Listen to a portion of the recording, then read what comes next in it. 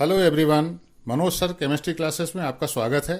आप मेरे वीडियोज को लाइक, सब्सक्राइब और शेयर जरूर करें, जिससे मेरे नए वीडियो सबसे पहले आप तक पहुंचे और आपको नॉलेज गेन करने और परसेंटेज स्कोर करने में मदद मिले।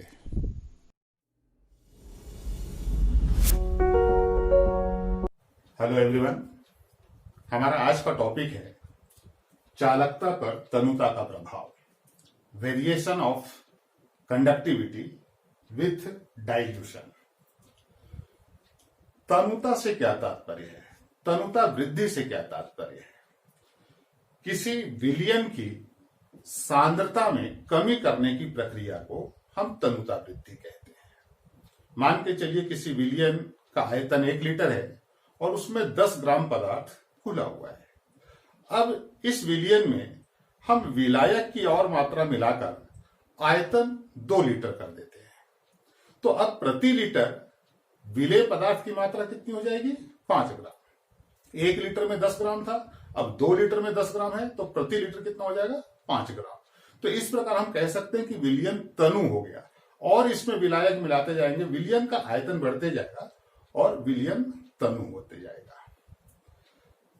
अब यदि हम विद्युत अपघट्यों के विलयन की बात करें तो विद्युत अपघट्यों के विलयन की तनुता वृद्धि करने पर 2 चीजें साथ साथ होती है। पहला तो विलयन के आयतन में वृद्धि होगी और दूसरा हम देख चुके हैं कि तनुता वृद्धि करने से विद्युत अपघट्य के वियोजन की मात्रा में वृद्धि होती है, उसके आयनन की मात्रा में वृद्धि होती है। 2 चीजें साथ साथ होती है। एक उदाहरण से समझते हैं। एक विद्युत अपघट्य का विलयन है, 1 लीटर हमने लिया है। 1 लीटर में मान के चलिए कि 4 आयन है। मान लिया हमने कि 4 आयन घुले हुए हैं। अब इसके अंदर और विलायक मिलाते हैं और इसका आयतन हमने कर दिया 2 लीटर। अब जब 2 लीटर होगा तो जैसे ही हम तनुता वृद्धि करेंगे तो आयनन की मात्रा भी बढ़ेगी। हो सकता है कि 1 आयन या 2 आयन और बढ़ जाए, तो आयनन की मात्रा भी बढ़ती है और आयतन भी बढ़ता है। तो हम देख रहे हैं यहां पर कि आयतन तो लगभग 2 गुना हो गया है, लेकिन जो आयनन की मात्रा है उसमें वृद्धि कम हुई है। तो हम कह सकते हैं कि तनुता वृद्धि से आयनन की मात्रा भी बढ़ती है, आयतन भी बढ़ता है, लेकिन आयतन में वृद्धि बहुत अधिक होती है। तो जैसे हमने देखा कि पहले 1 लीटर में 4 आयन थे, अब 2 लीटर में टोटल कितने हो गए? 6 आयन। तो प्रति लीटर आयनों की संख्या कितनी हो गई? 3। तो कुल मिलाकर तनुता वृद्धि से आयतन बढ़ता है और इकाई आयतन में उपस्थित आयनों की संख्या में कमी होती है। तो अब हमें देखना है कि चालकता पर इसका क्या प्रभाव होगा। चालकता हमने कितने प्रकार की पढ़ी? हम लोगों ने प्रेक्षित चालकता देखी, हम लोगों ने विशिष्ट चालकता देखी, हम लोगों ने मोलर चालकता देखी और हम लोगों ने तुल्यांकी चालकता देखी। विशिष्ट चालकता हमने देखा है, इसको कप्पा से प्रदर्शित किया जाता है और 1 घन सेंटीमीटर विलयन की जो प्रेक्षित चालकता होती है उसी को हम उसकी विशिष्ट चालकता कहते हैं। अब ये प्रेक्षित चालकता क्या है? 1 घन सेंटीमीटर विलयन में उपस्थित आयनों की चालकता ही उसकी प्रेक्षित चालकता होती है।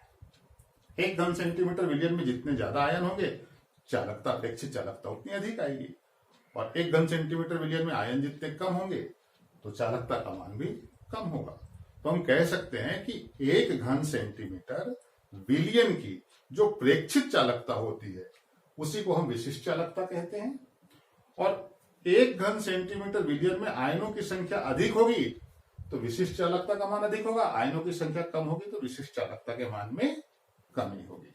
तो अभी हमने देखा कि तनुता वृद्धि से इकाई आयतन में आयनों की संख्या में कमी होती है। जब आयनों की संख्या में कमी होगी तो तो स्वाभाविक है विशिष्ट चालकता के मान में कमी होगी। तो हम देख रहे हैं कि तनुता वृद्धि से विशिष्ट चालकता के मान में कमी होती है। अब यदि मोलर चालकता और तुल्यांकी चालकता की हम बात करें तो दोनों ही, मोलर चालकता को हम किससे प्रदर्शित करते हैं, लैम्डा एम से, और तुल्यांकी चालकता को लैम्डा ई क्यू से। दोनों ही विशिष्ट चालकता और आयतन का गुणनफल होते हैं। फर्क सिर्फ इतना है कि यहां जो V है मिलीलीटर में वह आयतन है जिसमें विद्युत अपघट्य का 1 ग्राम मोल घुला हुआ है, और यहां V मिलीलीटर में वह आयतन है जिसमें विद्युत अपघट्य का 1 ग्राम तुल्यांक इक्विवेलेंट घुला हुआ है। दोनों में ही फर्क है, लेकिन दोनों का मान किस पर निर्भर कर रहा है, विशिष्ट चालकता और आयतन के गुणनफल पर। हमने देखा कि तनुता वृद्धि से विशिष्ट चालकता के मान में कमी होती है, लेकिन आयतन में वृद्धि होती है।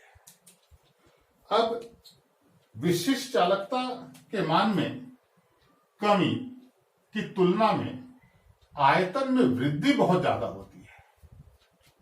विशिष्ट चालकता में थोड़ा सा मान कम होगा, लेकिन आयतन तो अभी हमने देखा कि 2 गुना 3 गुना हम कर सकते हैं। आयतन में वृद्धि बहुत अधिक होती है। तो विशिष्ट चालकता में कमी की तुलना में आयतन में वृद्धि बहुत अधिक होती है। तो इस प्रकार इन दोनों का जो गुणनफल है वो हमें अधिक प्राप्त होगा। तो हम कह सकते हैं कि तनुता वृद्धि से मोलर चालकता और तुल्यांकी चालकता दोनों के मानों में वृद्धि होती है। तो चालकता पर तनुता का प्रभाव हमने देखा। तनुता वृद्धि से विशिष्ट चालकता में कमी होती है। कारण है इकाई आयतन में आयनों की संख्या घट जाती है, और 1 घन सेंटीमीटर विलियन की जो चालकता होती है उसी को हम विशिष्ट चालकता कहते हैं। तो जब इकाई आयतन में आयनों की संख्या कम होगी तो विशिष्ट चालकता में कमी होगी। लेकिन मोलर चालकता और तुल्यांकी चालकता दोनों ही विशिष्ट चालकता और आयतन का गुणनफल होते हैं। तनुता वृद्धि से विशिष्ट चालकता में कमी होती है, परंतु आयतन में वृद्धि होती है। विशिष्ट चालकता में कमी की तुलना में आयतन में वृद्धि बहुत अधिक होती है। इस प्रकार दोनों का जो गुणनफल है हमें अधिक प्राप्त होता है, और हम कह सकते हैं कि तनुता वृद्धि से मोलर चालकता और तुल्यांकी चालकता दोनों में वृद्धि होती है। अब यहां पर एक प्रश्न बनता है कि तनुता वृद्धि से प्रबल और दुर्बल विद्युत अपघट्यों की मोलर चालकता किस प्रकार परिवर्तित होती है। हम लोगों ने देखा है प्रबल विद्युत अपघट्य, दुर्बल विद्युत अपघट्य। जैसे प्रबल विद्युत अपघट्य है, प्रबल विद्युत अपघट्य, तो ये 99.9% तक दी गई सांद्रता पर वियोजित हो जाते हैं। हमने पढ़ा है कि ऐसे विद्युत अपघट्य जिनका जलीय विलयन में लगभग पूर्ण आयनन हो जाता है। तो लगभग पूर्ण आयनन का मतलब है कि 99.9% ये वियोजित हो चुके हैं। तो अवियोजित कितने हैं, बहुत कम मात्रा है। अब अगर हम दुर्बल विद्युत अपघट्यों की बात करें, दुर्बल विद्युत अपघट्य, तो इसके पहले के वीडियो में हम लोग देख चुके हैं कि दुर्बल विद्युत अपघट्यों का जलीय विलयन में बहुत कम आयनन होता है, और विलयन को कितना भी तनु कर दिया जाए इनका पूर्ण आयनन कभी नहीं होता है। तो मान के चलिए कि दुर्बल विद्युत अपघट्य है, ये 10% वियोजित है, तो बचा कितना है, 90% है जो वियोजित नहीं हुआ है, इसका वियोजन नहीं हुआ है। यहां 0.1% है जिसका वियोजन नहीं हुआ है। तो जब हम तनुता वृद्धि करेंगे तो प्रबल विद्युत अपघट्य जो 0.1% वियोजित अवियोजित था वो भी वियोजित हो जाएगा। लेकिन जब दुर्बल विद्युत अपघट्य को हम के विलयन को तनु करेंगे तो जो वियोजन की मात्रा 10% है, हो सकता है 10 से 15% हो जाए, 20% हो जाए, 30% हो जाए, पूर्ण वियोजन नहीं होगा। लेकिन यहां अवियोजित विद्युत अपघट्य की मात्रा बहुत ज्यादा है, 90% है, अवियोजित है। तो यहां तनुता वृद्धि से आयनन में वृद्धि की गुंजाइश अधिक है, यहां संभावना अधिक है कि तनुता वृद्धि करेंगे तो आयनन की मात्रा में वृद्धि अधिक होगी। लेकिन यहां पर संभावना बहुत कम है क्योंकि मात्र 0.1% विद्युत अपघट्य बचा है। जैसे ही तनुता वृद्धि करेंगे तो ये भी वियोजित हो जाएगा और ये कैसा हो जाएगा, 100% वियोजित हो जाएगा। अब उसके बाद और तनुता वृद्धि करेंगे तो वियोजन की मात्रा में कोई अंतर नहीं आएगा, कोई फर्क नहीं आएगा क्योंकि पूरा का पूरा विद्युत अपघट्य वियोजित हो गया। तो ये बहुत स्पष्ट हो जाता है कि तनुता वृद्धि करने पर प्रबल विद्युत अपघट्यों के आयनन की मात्रा में वृद्धि कम होती है, लेकिन दुर्बल विद्युत अपघट्यों के आयनन की मात्रा में, वियोजन की मात्रा में वृद्धि बहुत अधिक होती है। तो हम कह सकते हैं कि जब हम तनुता बढ़ाएंगे तो प्रबल हो या दुर्बल विद्युत अपघट्य हो, दोनों की तनुता में, दोनों की मोलर चालकता में वृद्धि होगी। लेकिन प्रबल विद्युत अपघट्यों में यह वृद्धि कम होगी, लेकिन दुर्बल विद्युत अपघट्यों में यह वृद्धि बहुत अधिक होगी। तो बहुत सिंपल है, प्रबल विद्युत अपघट्य पहले से ही लगभग पूर्णतः आयनित होते हैं, लेकिन दुर्बल विद्युत अपघट्यों का पूर्ण आयनन विलयन में नहीं होता है। जब हम तनुता वृद्धि करते हैं तो प्रबल विद्युत अपघट्यों की तुलना में दुर्बल विद्युत अपघट्यों में वियोजन की मात्रा, आयनन की मात्रा में वृद्धि अधिक होती है। और इस प्रकार अगर हम मोलर चालकता की बात करेंगे तो तनुता वृद्धि से प्रबल विद्युत अपघट्य की तुलना में दुर्बल विद्युत अपघट्य की मोलर चालकता में वृद्धि अधिक होगी।